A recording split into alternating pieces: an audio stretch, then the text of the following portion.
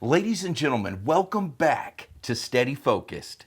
I am your host, I am your number one, Mr. Simeonhendrix. And guys, we have a great show for you this week.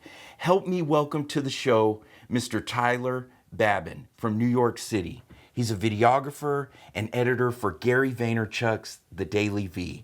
And if you guys aren't familiar with Gary Vaynerchuk or DailyVee, strap on your seatbelts because this is absolutely going to be incredible. Your mind is about to get blown. No more introductions, okay? Let's get straight into it. Please, let's give a big, steady, focused welcome to my friend, Mr. Tyler Babin.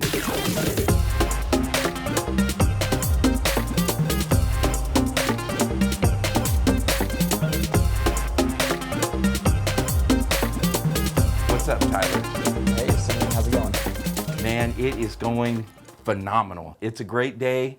Like my dad says, every day is a great day, no matter what I think. Yeah, I love that. Right on, dude. Well, please, let's just introduce yourself and talk a little bit, a brief history and your background. Yeah, absolutely. So, my name's Tyler Babin. I'm originally from Florida. I was born and raised in Pensacola and then lived in Tallahassee for about 10 or 11 years. I was always super kind of creative as a kid, always had sort of a fascination with cameras. So my sort of process went from wanting to make movies, and then I transitioned into really deep into photography and design. And then for about the last year, I've gotten really tripled down on the post-production side of things, and I'm really focusing in on like editing and motion graphics. Moved to New York City about a year ago. Took an internship at VaynerMedia as a designer, and then through kind of a crazy turn of events, ended up on Gary's team, and so now have one of the lead editor roles, focusing specifically on DailyVee. Which is absolutely incredible. And let's just jump straight into an audience question. Felicia asks, if someone is just tuning in to Gary Vaynerchuk, they might not understand his daily show or the importance of what it is, who Gary is, and this documenting of his life and how he helps others. Yeah. So Tyler, who is Gary Vaynerchuk? What is DailyVee, and why should people even care? Absolutely. So I'll give kind of a brief condensed history of Gary because it's just so well documented. But Gary, he was born in Belarus, Russia. His family immigrated, and he sort of grew up in the Queens, New York, and Jersey area. Originally, he had a family business that was a wine store. He grew that really quickly in the late 90s using sort of advertising techniques that weren't being utilized at the time, email marketing and things like that. He rode that way for a really long time, and then in about 2009, he and his brother AJ started a media company called VaynerMedia, and it's become one of the fastest growing marketing agencies in the world. We're working with some of the top clients all over the place. The thing that's super interesting about Gary is we're documenting his process of going from, where he started this company to where it's going to end up. And being an insider, I think it's going to end up being one of the most revolutionary companies in history. So it's going to be super interesting, especially in 10 years, to look back at all this documentation we're doing and really be able to visualize sort of how he did it, and people can take those steps that he took to hopefully achieve their own goals. I know how motivated I get just from watching the videos that you guys are putting out, and watching Gary and listening to Gary and getting fired up even when I'm eating my Cocoa Pebbles. It's like I got to eat my cereal with intention. So what is it like sitting in the car in the back seat right next to Gary when he is, just vibing? It's really unbelievable, and it's like you said, his energy is just so intoxicating. Whenever I was living in Florida, I always thought that I was working as hard as I could, and then moved to New York and found out I could work a lot harder. And then every day that I'm with Gary, I find that he pushes me to go more and more intense. I'll give a little bit of a history on how I ended up on Gary's team. This is yes, kind of please do. That was my next question. Go for it. Thank you.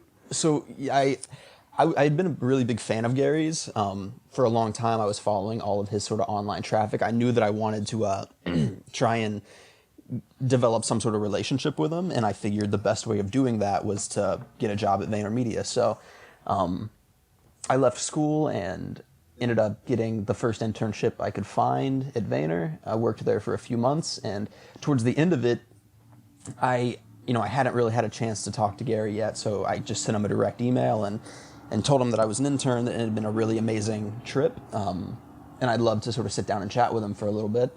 He said yes, so after a bunch of reschedules, because his schedule is so crazy, I ended up getting 5 minutes with him one afternoon. So I go up to his office, and I talk with his assistant, and his assistant tells me that he's running behind and he's not going to be able to do the meeting. So I was really disappointed, but he said, there's actually one sort of variable. He's about to get in the back of a car and go uptown if you'd like to ride with him. So I said, absolutely. So we jump in the car, and a 5-minute meeting turned into about a 45-minute meeting in the back of a cab, which was super exciting and also absolutely terrifying because I wasn't even prepared for my 5-minute meeting, much less, close to an hour with him. Mm-hmm. But he was super cool and really inviting, and just was curious about my story and what I wanted to bring to the team. I was pretty upfront with saying that, the reason I came to Vayner was to be able to work with him. And so by the end of it, he had offered an opportunity for me to make some stuff for his sort of personal brand, some Instagram content, which I did. And then a few days later, it was moved over to be a permanent member on his team as a designer and editor. And then I kind of moved up the ranks to the position I'm at now. So sitting in the back of a car with Gary is amazing. He really is, being someone of such high stature, and, he's making all these incredible deals. He completely cares about you and really just wants to know more about you and what he can do to help you along your journey. And I think that's really amazing, being someone, you wouldn't figure someone who's quickly becoming a celebrity and has all these crazy things going on would care. But he does. I mean, he's really, really a great guy. When you got into the back seat and you're, face to face intimately with Gary for the first time, I mean, how are your nerves? Are you about to puke, or do you want to scream? Do you want to cry? What's going through your mind? Yeah, it was very nerve-wracking. The really funny thing is, I was actually sandwiched in between Gary and D-Rock, who was filming DailyVee at the time. So if you can watch DailyVee 39, and there's a little clip of me getting in the back of the car for Gary and I's first meeting, which is a little interesting tidbit. But yeah, I was super nervous. I remember I was like shaking and jittery and didn't know what to say half the time. Sorry if the audio is a little bit weird. I'm in Brooklyn, and so there's always sirens and everything going by. That's real life, man. That's what we want. Yeah, absolutely. What's it like living in New York City? I have not been to the East Coast. I've done a lot of traveling to the West and the South. Never been to East Coast, never been to New York City. What do you see when you look out your window right now? So if it wasn't such a gloomy, cloudy day, I'd have a really nice view of the skyline in Manhattan. I have a pretty nice view of the World Trade Center and the front end of Manhattan. It's super gray, so all I'm seeing is fog at the moment. But I live in Bushwick, Brooklyn, so it's kind of East Brooklyn. Takes me about 35 minutes to get into the city every day. But New York's amazing. I wanted to live here my entire life. I made my first trip to New York in the 8th grade on a school trip. And I sort of instantly knew I wanted to live here. And so the whole process was, how do I end up in New York? So when I moved here about a year ago, it was huge. I went from, living with my parents to packing up everything into a backpack and buying a one-way plane ticket. So it was pretty extreme, but I've felt very at home here. I've made a lot of great friends. It's an amazing place. I definitely, there's so many places I want to live, but I think that New York is always going to kind of be a home base for me, and I see myself spending a ton of time here. Man, it has to be incredible. I was trying to just guess in my brain as far as popular shows that are maybe on HBO or NBC or whatever, and how many views they would get. Mm-hmm. And the shows that you're putting out with DailyVee, I mean, it's incredible. I mean, it is one of the most popular, and will have long-term growth for years and years and years to come. Mm-hmm. So you are part of a show, putting out a show that, if it's not one of the most viewed right now, it will be, pound for pound within a few years. So, I mean, how does that feel, knowing the legacy that you are creating and leaving for, older and younger generations? I'll be honest, it's very surreal. The intensity and sort of speed that we put out DailyVee, sometimes it's easy to get distracted. I'm just sort of, in the motions of producing the show. So occasionally I really have to like pull myself out and look at the grand scope and just how amazing it is what we're doing. So yeah, we call DailyVee a vlog, but recently D-Rock and I have sort of been switching gears and we're calling it a daily documentary because we don't really think we're following the traditional sense of what a vlog is. And if you watch other vloggers on YouTube compared to I think what we're doing, you'll see there's a very big difference. But it's really amazing. Like you said, I think that as we're growing and we're getting more views, it's going to be a really important show. I mean, not only is it there for the entertainment factor and like the production and all that, but we're really documenting someone's life who I think is going to who's going to be looked at in the sort of Steve Jobs, Elon Musk categories of the world. So, it's really, really incredible. And just the speed of, I'm sitting here, I'm editing an episode right now that's going to go out later today. And it was all stuff that was filmed yesterday. And so the day started in London and ended in New York City. There was all kinds of craziness in between. And so the speed of, getting that footage, I'm editing right now and we're going to turn it out and it's going to be, public and get 50,000 views by tomorrow. That's a lot of fun. And it's something that isn't really happening yet. That brings it to another question. Jeanette asks, I'm curious about the turnaround time, the weirdest place that you guys have had to edit. What does this average day look like when you're editing so much and you have so much tremendous footage to sift through each and every day? Do you already have a kind of an idea timeline in your head before the day starts, or is it shoot and let's find the story? Talk about the process. So it's one of those things that we're still like working through and trying to figure out the most efficient method.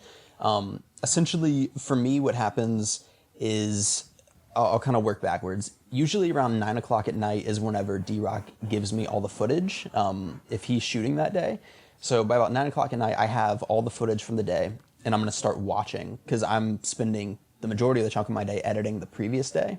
So at 9, I have the new day of footage. And I watch all of that footage overnight for the most part until usually 2 or 3 in the morning. So at that point, I will have all of the selects sort of pulled out and I'll have a rough idea of the day. A lot of times I'll look through Gary's schedule from the previous day and sort of see a layout of when he was traveling, and just so I have sort of the physical schedule along with all the footage that I can kind of match up. So I'll watch all the footage by about 3 a.m., I'll go to sleep for a few hours, and then the next day, I usually have about 4 to 5 hours to do the edit. So it's definitely a very intense turnaround time, but we're getting better. There is a little bit of a structure, even though every day is so dramatically different. If you watch them back to back, you'll notice that we have a little bit of a pattern that we try to follow, in the sense of like, there's an opening clip and then our intro, and then it's a traveling montage going into the first meeting, and then it's, traveling to the next one. We have sort of that structure. So that, I think, allows us to do a little bit of the faster turnaround time. But that being said, we've definitely had nights where we're pushing until, 11:30 at night trying to get an episode out. If one of us is traveling with Gary, we can't get the footage to the other person. So, I know D-Rock's had to, edit episodes in a hotel room in Las Vegas in between meetings with Gary. To get the episode out. So it's definitely very, very intense, but the challenge is a lot of fun. And, it's definitely something that I'm enjoying. Yeah, the challenge is, as an artist, that challenge to create is about the best it can possibly get. It's like, man, I got to problem solve. I got to use my creativity. I got to use my brain. I got to solve this problem. Wow, man, I just love it. I love it. How many hours are you guys putting in on a typical day, typical week? It really ebbs and flows. Every day is differently. I would say minimum a day is going to be 12 to 15 hours. And that's 7 days a week because we do the show every day. But then some days, if Gary, might go on vacation or might have an off day or something, then that always changes. But yeah, usually 12 to 15 hours is sort of our daily minimum. So yeah, about, 80, 100 hours a week somewhere is generally where it's going to fall. And is there any kind of thought about, what's next? I know you're knee deep in it, head down, speeding train locomotive moving forward. Do you have any thought of, when you're because how old are you now, Tyler? 23, I think? Yeah, I just turned 23. So is there a thought of, this is amazing now, my long-term goal is X, my stretch goal is X?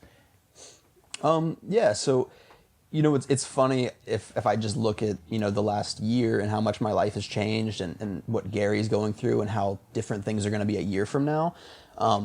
Whenever I initially, started with Gary, my goal was that I was going to get a couple years of experience and then I would go and I wanted to essentially do what we do for Gary, but I wanted to work with different people all over the world. And instead of staying with one person for, multiple months, I would just spend maybe a day or two with them and create these individual documentaries about their life. And I think in a lot of ways that's still the goal, but I'm definitely going to sort of ride this wave with Gary for a while. There's so many opportunities that I think are going to happen. And, just looking at how short of a time it's been thus far, I can only imagine things are going to get really crazy over the next few years. I completely agree. In addition to having Gary in the room, who is one of the people that maybe you've walked into a meeting Gary's having and maybe you thought, I cannot believe I'm in this room right now? Yeah, that happens a lot. Recently, so I'm a really big hip hop fan. And if you stay up with the show, you'll see that Gary's doing a lot of meetings with hip hop artists and rappers right now. So I've met a lot of sort of heroes of mine. We met with Wyclef recently, Wyclef Jean. That was huge. There's sort of these surreal moments of I remember being in middle school and in the first years of high school and walking in between classes and listening to those albums. And now, I'm sitting in the room shaking these people's hands and sort of getting a peek into their mind has been really interesting. A couple days ago, we met with Charlie Walk, who's the president of Republic Records here in New York. And that was amazing. We're sitting in a room and there's, a platinum record from Drake sitting on the wall. And so just having these kind of associations and relationships has been really amazing. And it's only going to get, crazier with the people Gary's meeting and the new projects he's working on. And it's all just going to translate over. I would not in any way be surprised if we see an episode, if it works for Gary, and that's what you guys want to end up doing, that you guys are sitting down with President Trump. That's just the level you guys are at. It's just crazy. So you're sitting down with Wyclef, and maybe the inside of you, you're like, I'm about to lose my mind. This, I can't. Yeah. Does Gary prep you guys like, hey, don't get starstruck, keep your shit together? Or will he let you get like goo-goo, It's funny. He's never really prepped us. And honestly, the really strange thing is now that I've been around it a lot, it's kind of become the new normal. So I am very rarely starstruck anymore. But I remember one of the first sort of celebrity meetings we had was the rapper Fat Joe came in. And that was the one time where I remember I was kind of shaking and I was super nervous. But it's cool. We just try to keep a level head, and you got to remember that you're representing the brand and all that stuff, so you can't embarrass anybody. But it's definitely becoming the new normal. So, these are just people that I'm associating with and that I can, walk in and shake their hand, and I'm in a position where they trust me, and so I just have to look the part, even though I might be kind of freaking out on the inside. Mm-hmm. Yeah, and let's talk a little bit about, so now we're, kind of focused, which the whole show is for photographers and videographers, but yeah. I want to give them a little bit of kind of tactical knowledge. Talk about some roadblocks that you have encountered along your way with your development as a videographer and editor, some areas that you really struggled with, and maybe when you broke through, you had big epiphanies or. Yeah. I think so much of it just comes down to constantly putting in the work. The last 5 years, whenever I was living in Florida, I was doing a photo shoot every single day. One of my favorite photographers, Zach Arias, has a quote that says, if you wait until you're ready, you'll never get started. And so I was constantly sort of trying to grow and try new things. Sorry, there's an ambulance that's stuck at my apartment. I'll give it a second to let it go It's by. good. I love it. I don't hear a lot of. I mean, down the road from me, there's we're in Wichita Falls, Texas, so we're North Texas. We're about Nice. 135,000 people, and there's a little kind of emergency. I don't know what do you want to say. It's like a distribution center for some ambulances. So I hear them, but in my mind, when I'm hearing an ambulance in New York City, it's totally different, Yeah, yeah, it's totally it's different. funny. I live on kind of a main street, and so there's constantly like horns and sirens going around everywhere, and it's sort of become the new normal that it's just what I hear. So it's actually kind of strange whenever I go back home to Florida or I go visit my mom in Tennessee. It's always like almost too quiet. Like I don't know how to function without all the ambient noise going on. What does mom think about you, Tyler? What does she think about her baby boy and what you're doing right now? I'm sure, it's funny, we've had conversations about it that even though she's very proud, sometimes she just like can't let herself think about me like living in New York City by myself because she gets a little bit nervous. But my mom has been one of my biggest fans. I was a really bad student in school and I never really sort of fit the traditional path. But she was always a really big fan and was always super supportive. Both of my parents were, on, telling me to go for my dreams and to always sort of just follow my heart. So it's been amazing. And I think they're both really proud that I, have had some little bit of success so far and am able to kind of make things happen and take my own journey. So it's been good. Amen. Mama time and getting love from mom is, there's nothing better. I mean, I'm a dad, nothing to take away from dads because I love my dad, Yeah. and my dad has meant a great deal to me and my stepdad, but there's nothing like a good hug from mom, a kiss, and eating mom's food, right? Oh, absolutely. That's the best. What kind of gear you guys shoot on? I mean, cameras, what do you record with? Yeah. Yeah, I can give Lenses. like a brief rundown. So Yeah. I shoot with two main cameras, one focusing for video and then one on stills. So I guess I'll start with my still setup first. It's a Canon 6D, and then I shoot with two main lenses. One would be a 50mm 1.4, and then a 24-70 2.8. Those are my go-to.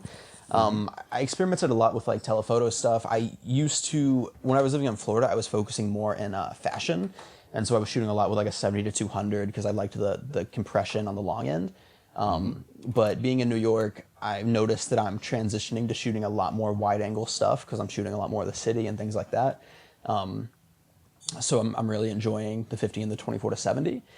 For video work, we shoot with a Sony A7S Mark II. The megapixel count's really low on it, and I kind of have like a love-hate relationship with that camera, but the low light for video is really amazing. We don't shoot much 4K, but it's nice to have the option, and I really enjoy having the 120 frames per second, so if we have a moment to get something like to slow down and go really cinematic with, that's super nice.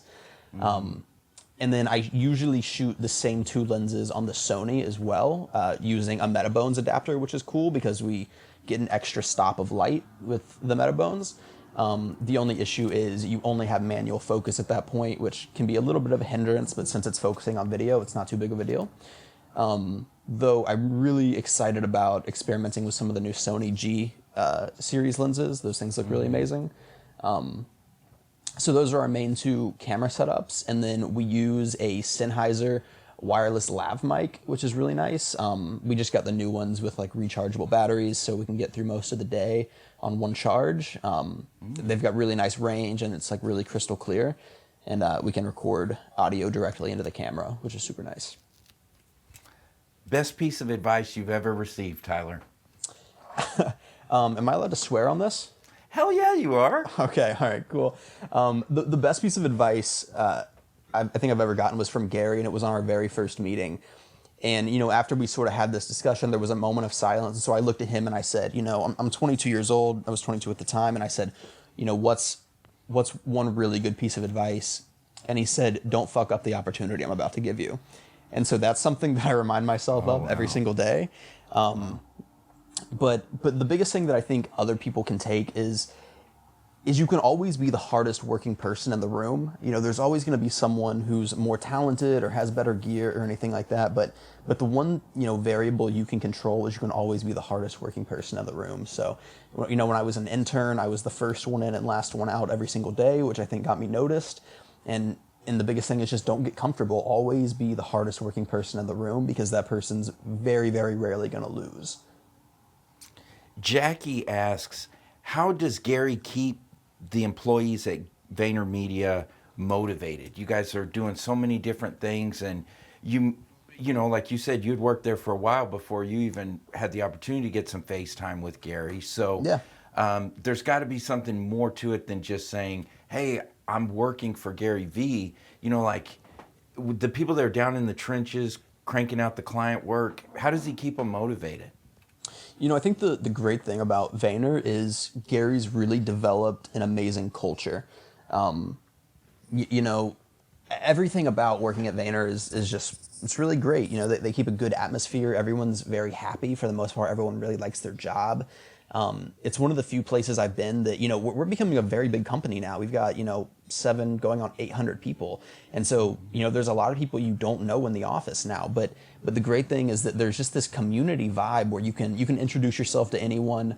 You can say hello and make friends very easily. So I think honestly, a lot of it is all predicated on that, of just keeping people happy while they're working. You know, Gary also meets with everyone.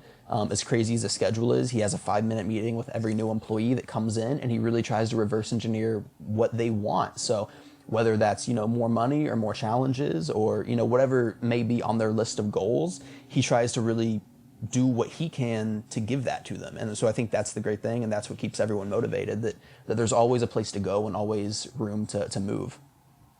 What's Gary's thought on passion projects or side projects outside of Vayner and, you know, things like that?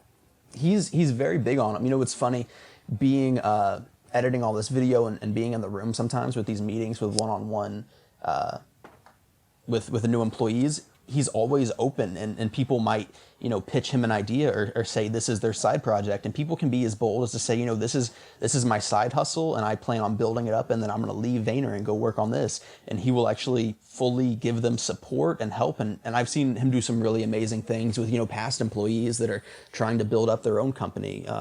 You know, Gary's philosophy is, and I think it's something really amazing, is that, you know, Gary's going to win. And if you're going to win, then you should always be happy with helping other people win too.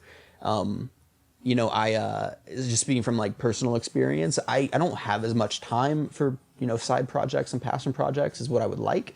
Just because, you know, my workload is so intense with Gary, even though I love what I do. But a few months ago, I have a personal project that I wanted to go shoot in LA, and he was really supportive of that. He, you know, helped me out, get everything aligned, and sent me out to LA on his dime for me to work on that project. And so I'm actually hoping that I'm going to put it out pretty soon. But he's very, very on board with personal projects and helping everyone sort of do what they want to do to make them happy.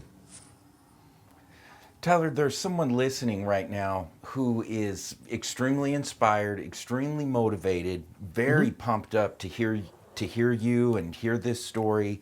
Yeah. But they have a lot of self-doubt, right? And they say, Tyler, that's awesome. You're the man. Gary's the man. I'm glad you have a great life. But that could never be me. What do you say to that person? So I speak from experience. I probably have the worst self-doubt in the world.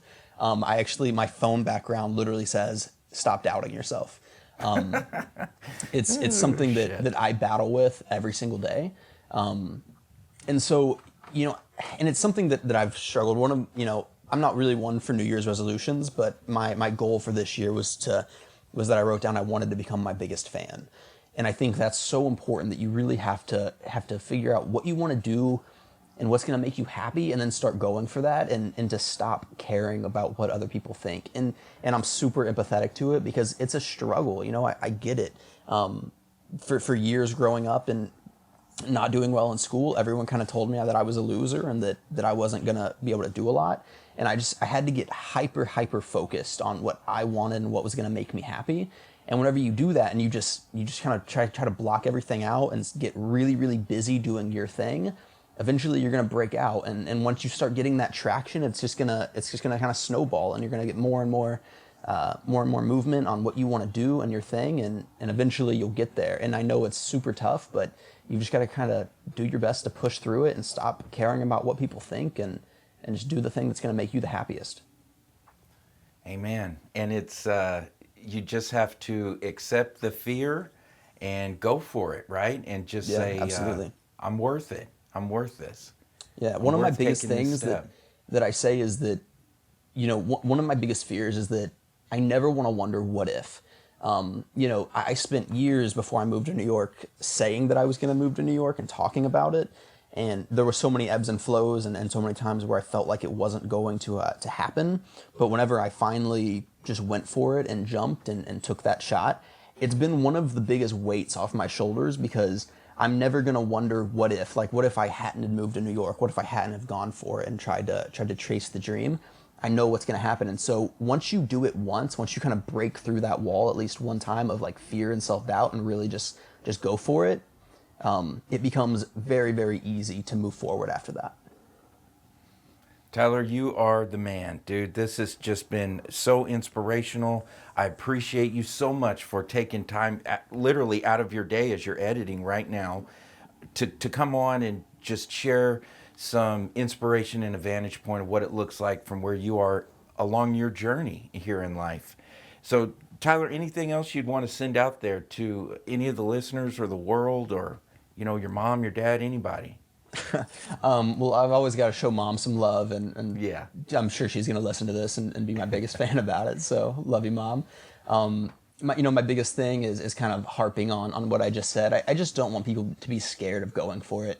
I think that people have told me I'm lucky, and I think luck is where preparation and timing meet and kind of collide. So my biggest thing is to just practice and get better at what you're doing, shoot every day, work and learn new things, never get comfortable, always try to adapt and move forward, and just every once in a while you have to really take a leap of faith and go do the thing you want to do. But speaking from experience, I think if you just go for it, you'll be surprised what happens. Tyler, people want to follow you and look into some of your work. Where can they check you out online? Absolutely. The best place to find me is through Instagram. So I'm at Tyler Babin. I've really been trying to triple down on Instagram and get really engaged with my community there. So you're more than welcome to send me DMs or comments on my stuff, and I'm always down to have a conversation. I also have a website, tylerbabin.com, though I'll be very upfront. I've forgotten to update pictures on there for forever. So don't judge me if you go look at my old work. But those are the two primary places to get in touch with me. And if they want to check out DailyVee, how do they check that out?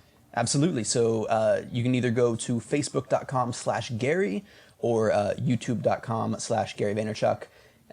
We post every single day, multiple clips a day, little tidbits from DailyVee, as well as the full feature episodes go up daily.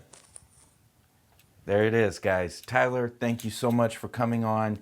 This has been a great day for me. I've been excited about this interview. A lot of people have been very excited to kind of peel the onion back a little bit and get a new perspective into what you guys are doing over there with Gary. So congratulations, great job, God bless. I wish nothing but extreme success for you, and I hope you continue to find those challenges that push you to greatness, my man. Awesome. Yeah, thank you. This has been great. Really good conversation. Right on. Well, ladies and gentlemen, until next time, I am your host, I am your number one, Mr. Simeon Hendrix, and this is Steady Focused.